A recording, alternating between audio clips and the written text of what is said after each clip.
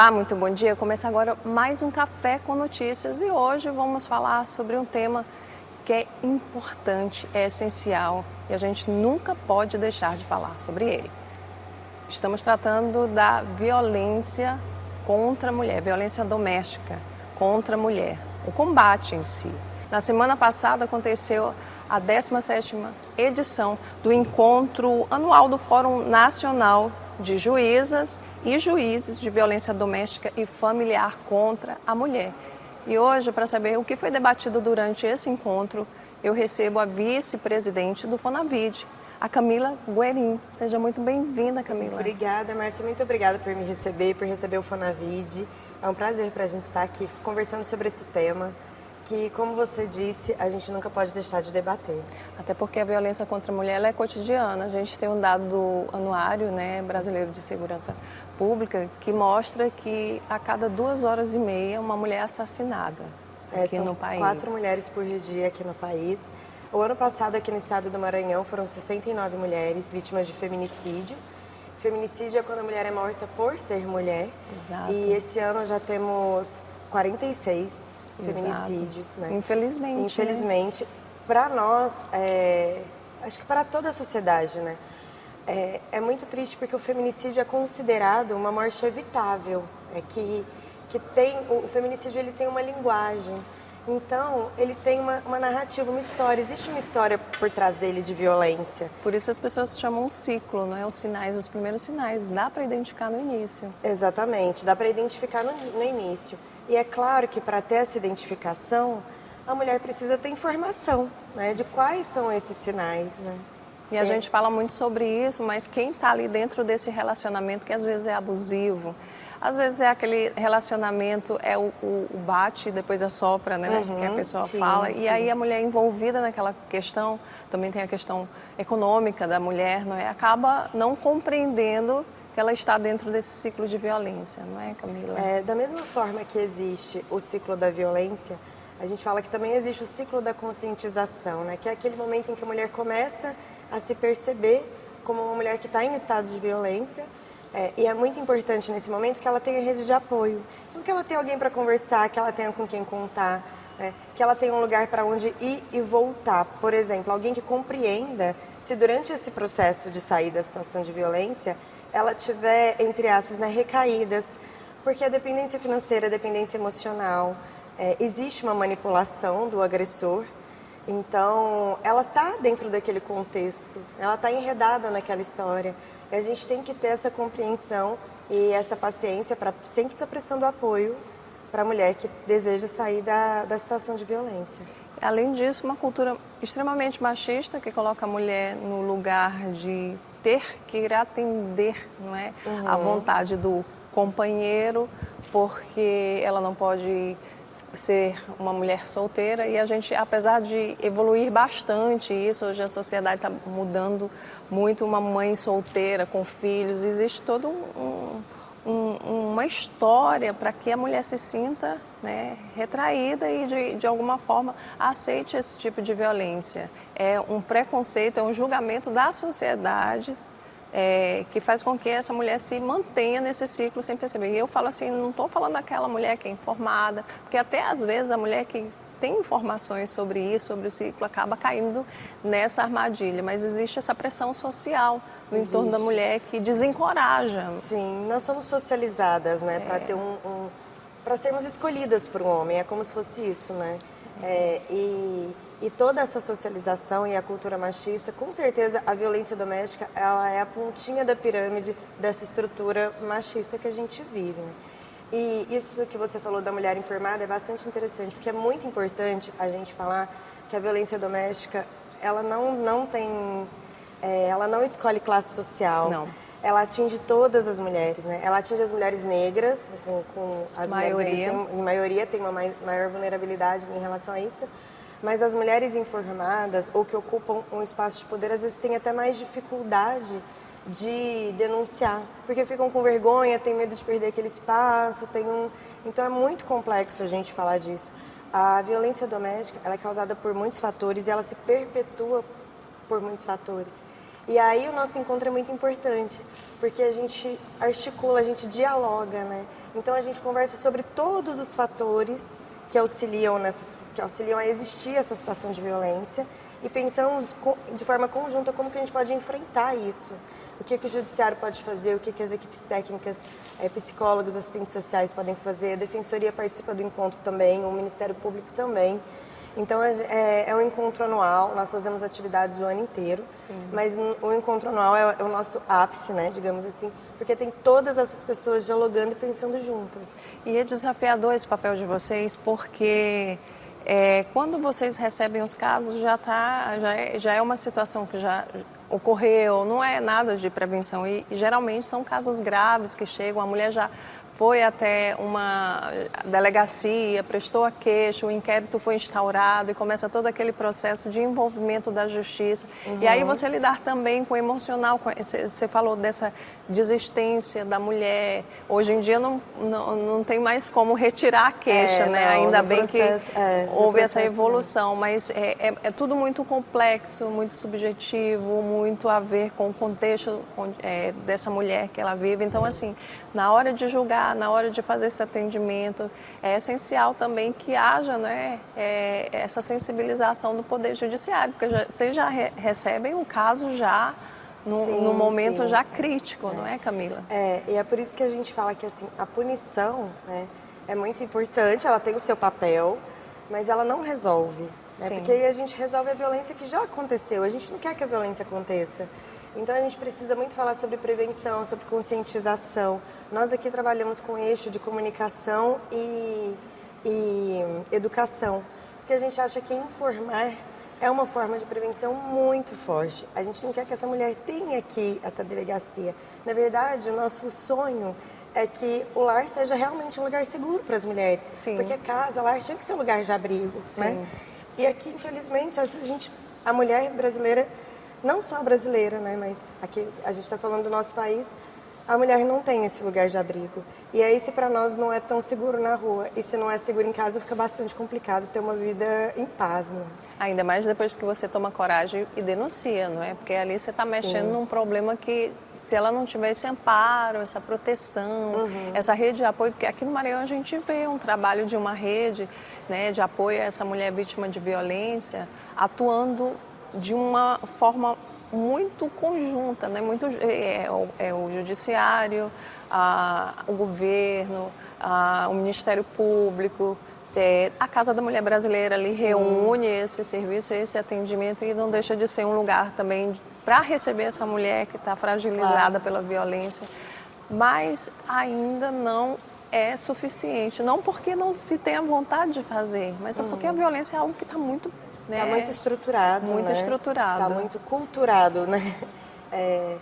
Essa questão machista da objetificação da mulher, do que a mulher está para servir, está muito incrustada na nossa educação.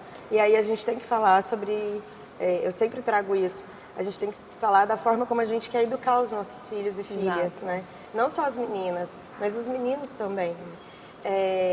Nessa linha de prevenção e de informação, o Fonavide lançou a campanha que é o Judiciário pelo Fim do Feminicídio, que mostra sinais de alerta que as mulheres têm que ter. Né? Esses sinais são estudados, né? Eles têm uma base acadêmica, não é uma base só estatística do Poder Judiciário, e para que as mulheres possam ver esses sinais e se perguntar, eu estou passando por isso? Né? Eu estou nessa situação, eu preciso pedir ajuda. Então a gente está divulgando todos os fatores de risco de feminicídio, para que não chegue neste momento do feminicídio. E é importante a gente dizer que a maioria das mulheres que são mortas não pediram ajuda. Sim. Então, por mais que... Porque dá aquele medo, né? E se eu registrar e a situação piorar? A situação vai piorar muito mais se a mulher não registrar. Então, esse registro é importante. A rede, a articulação da rede tem sido cada vez mais forte. A Lei Maria da Penha impõe essa obrigação. Que é uma legislação fantástica. Uma legislação fantástica, uma das melhores que tem no mundo. Isso. E ela tem feito com que todos os lugares estão passando por esse fortalecimento da rede de enfrentamento. E isso é muito legal, porque as mulheres vão se sentindo mais confiança, vão se sentindo mais legitimidade e confiança no sistema de justiça, e esse sistema de justiça como um todo, né, de que ela vai ser amparada. E esse é um ponto importante, você saber que você vai resolver, você vai ser amparada, né, e você, com a medida protetiva, vai conseguir, de certa forma, pelo menos intimidar algum agressor, porque tem uns que não se intimidam. Apesar disso, eu não sei o que acontece na cabeça desses agressores, porque eles se sentem no direito de ainda assim ir tomar uma satisfação e até, né, cometer um ato mais violento contra a mulher. Agora, Camila, a gente vai para um rápido intervalo e na volta a gente vai falar mais sobre o Fonavide. São 17 edições e eu quero saber como é que está esse processo evolutivo do Poder Judiciário para justamente combater a violência doméstica e familiar contra as mulheres. A gente volta já.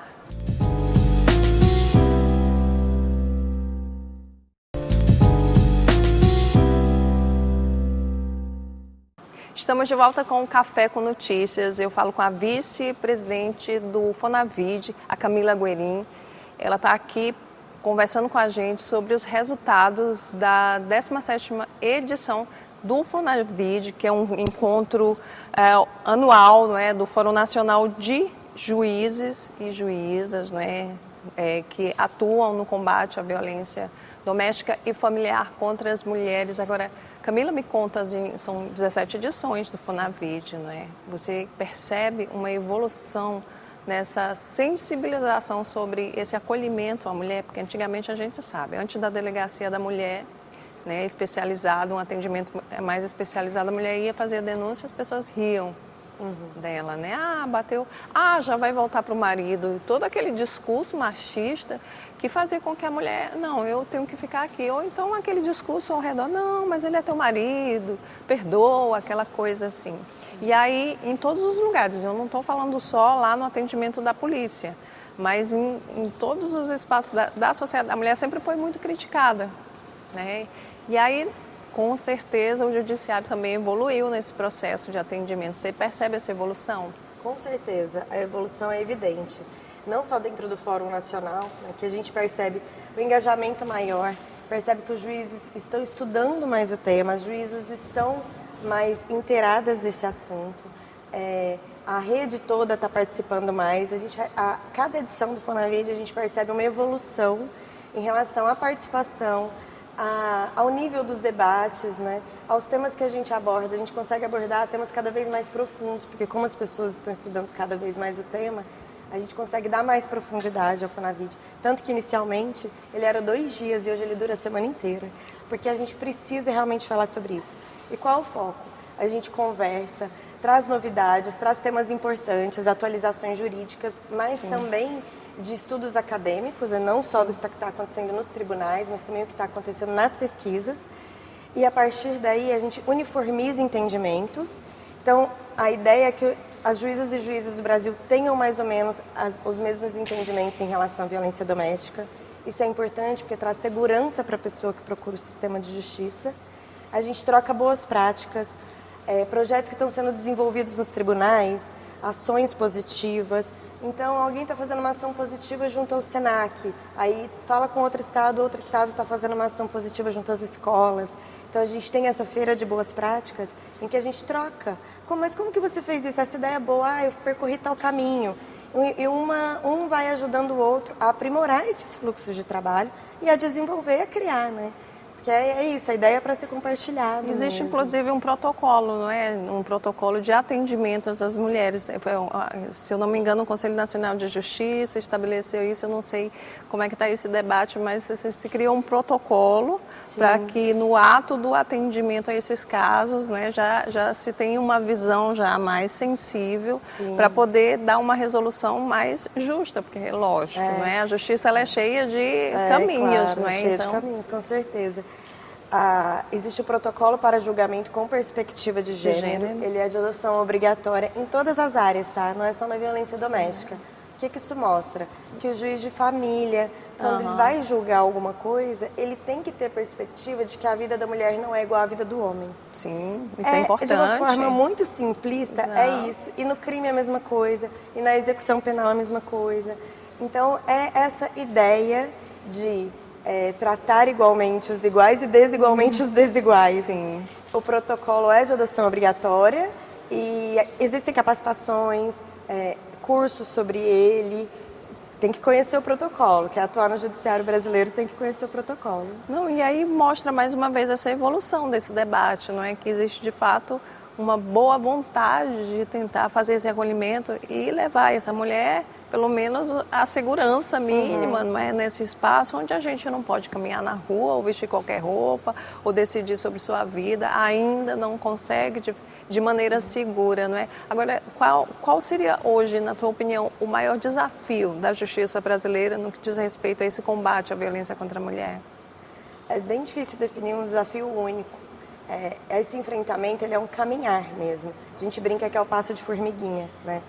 Como é um problema que tem muita origem na nossa socialização, não só das mulheres, mas dos homens também, né? O homem também é socializado para cometer essa agressão, para não conseguir dialogar, para... É interessante a gente perceber, Márcia, que quando a gente vai brincar de carrinho com um homem, com um menino de 3 anos, a primeira coisa que a gente faz é correr e dar um cavalo de pau. Nós fazemos isso, a gente não brinca de andar com o carrinho devagar e parar no sinaleiro. Exato. Então, a gente ensina o homem a uma vida para fora, a correr risco, e todo risco dele tem essa coisa da agressividade. A gente não ensina ele a dialogar, a falar de emoções, né? Isso é importante porque isso tem sim resultado, tem sim consequência no homem adulto. E como tem toda essa socialização, eu diria que a gente tem mais de um desafio. Mas a boa vontade é muito, muito grande. E talvez essa educar e conscientizar seja um dos grandes desafios que a gente tem percebido, um dos maiores. E por isso que a gente pensou nessa campanha de conscientização, porque o judiciário tem que ter uma linguagem clara, acessível e tem que chegar na pessoa, né? Eu não posso olhar para aquela pessoa e conversar com ela só na hora da audiência. Exato. Porque aí já é tarde. O judiciário não pode se limitar ao momento da audiência. A ideia é que chegue antes na mulher, né? Quando ela começa a passar a situação. Então, abrir esse diálogo é um desafio para o judiciário, mas a gente está encarando isso e está desenvolvendo, está indo para frente, porque a gente quer conversar com essa mulher e quer chegar nela. A informação que eu tenho de que quando ela é agredida e está grávida, a informação que eu tenho de quando ele corta o cabelo dela é um alerta grave de feminicídio, porque ele está atingindo um caractere de feminilidade. Então, cortar o cabelo não dói, não deixa marca, mas é muito grave. E eu preciso que essa mulher saiba disso. Isso não é um conhecimento que tem que ficar, né, guardado dentro das pessoas que trabalham com o tema. Para que ela saiba dessas informações e reflita e busque ajuda.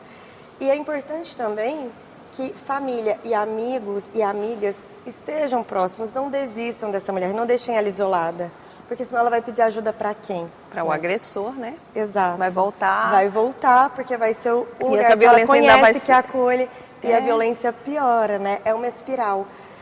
A parte do ciclo né, a gente fala da lua de mel, do aumento da tensão e da agressão.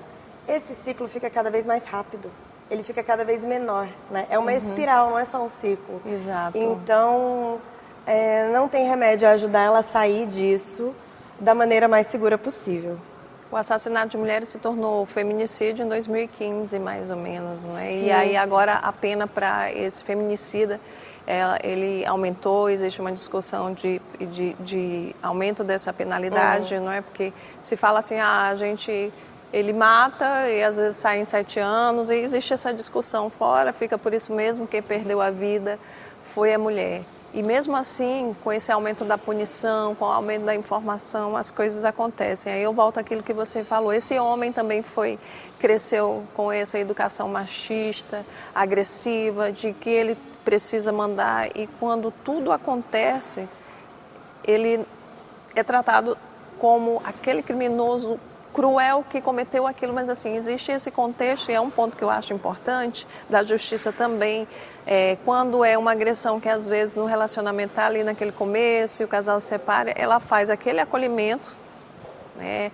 Para tentar ouvir esse homem, para que ele, de certa forma, não volte a cometer esse erro. Porque mesmo... E aí eu não falo só do feminicídio, porque o feminicídio, enfim, não tem discussão, mas aquela primeira agressão ou tentativa de agressão, ele faça uma reflexão e compreenda por que ele está, né, sendo um agressor, e para ele evitar e não voltar, não só aquela mulher ou outras mulheres.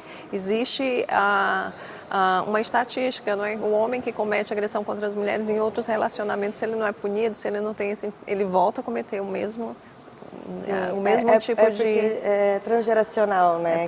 Que passa, né? A gente passa de uma geração para outra esse problema, e a gente passa de um relacionamento para o outro, justamente porque é cultural. É muito importante na hora que a gente fala dos homens, porque o judiciário tem feito, né? E aumentado, por meio das suas equipes técnicas, que são psicólogas, assistentes sociais, pedagogas, os grupos reflexivos para homens. Exato. Que são as rodas de conversa que os homens sentam e conversam sobre o que ele estava sentindo na hora que ele cometeu a agressão, o que o motivou, o que o deixou com raiva. E nisso eles vão trabalhando o que a gente chama de masculinidade tóxica. Exato. Que é esse entendimento, né? Para que ele se perceba e ele também mude, isso também muda a autoestima do homem. Com certeza.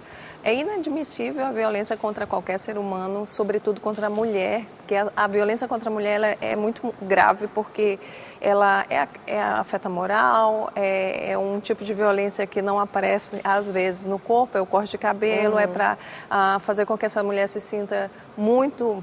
ataca a autoestima, né, dela, baixa a autoestima dessa mulher, faz com que ela se sinta, né, incapaz, inútil, e então assim a violência psicológica é algo que também aumentou o número de denúncias com relação à violência psicológica, que é pesada. Eu acho que né? É porque agora as pessoas estão entendendo que existe a violência psicológica e o que ela é, né?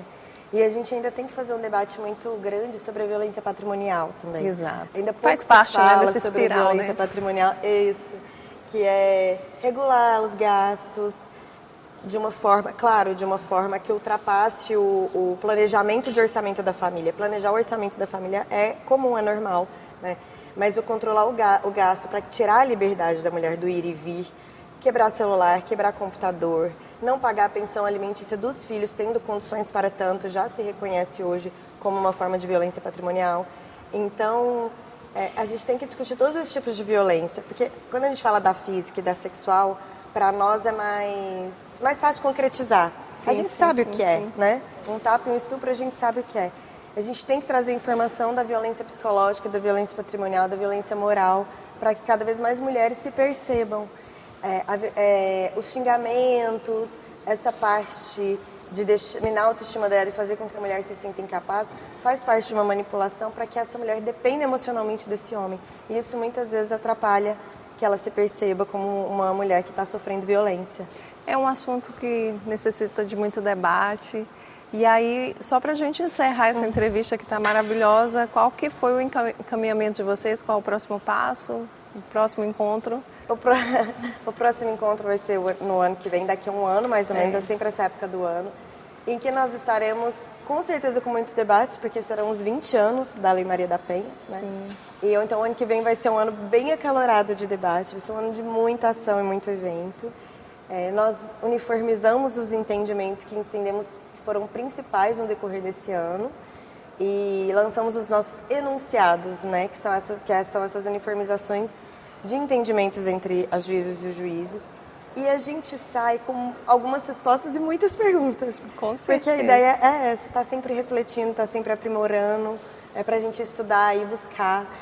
O Fonavide é um encontro de juízas e juízes que vai para além do encontro anual. São juízes e juízes muito comprometidos com a causa e que se doam de verdade, que se importam de verdade. É um encontro cheio de afeto. Então, a gente vai sempre aprimorar o sistema de justiça. É isso aí, isso é uma boa notícia para nós. Camila, muito obrigada pela sua presença no Café com Notícias. Desejo, de fato, que essa evolução do sistema judiciário se concretize, né, na vida das mulheres que precisam, que buscam a justiça para garantir direitos, seja para afastar o agressor, seja para se manter em segurança, manter os filhos em segurança. E aí eu quero dizer para você, mulher, que a justiça está evoluindo e está pronta para receber vocês. E isso é um ponto muito positivo. Muito obrigada, Com certeza, viu, Camila? eu que agradeço, Essa. Obrigada pelo espaço. Obrigada a vocês também pela audiência. E o Café com Notícias de hoje fica por aqui. Até o nosso próximo encontro.